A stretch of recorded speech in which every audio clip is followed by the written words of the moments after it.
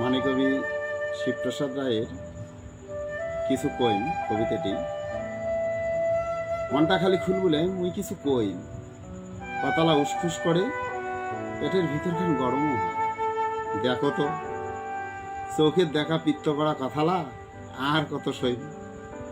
মনটা খালি খুল বলে মুইও কিছু কইম।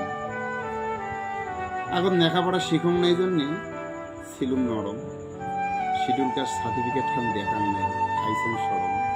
এলা আমার কিসের সরম, মুই এলা কেনে থাকি মত নরম। আমার চ্যাংড়ালা আলা বিদেশ যায়, হিন্দিও কয়, ইচ্ছে করি কা ঠ্যাঙত পাড়াইলে না খায় ভয়। উকিল হাকিম এলা আমার অনেক হইছে, আমরালা এলা পাছত পড়ি নাই। এই কথা কায়রে কইছি,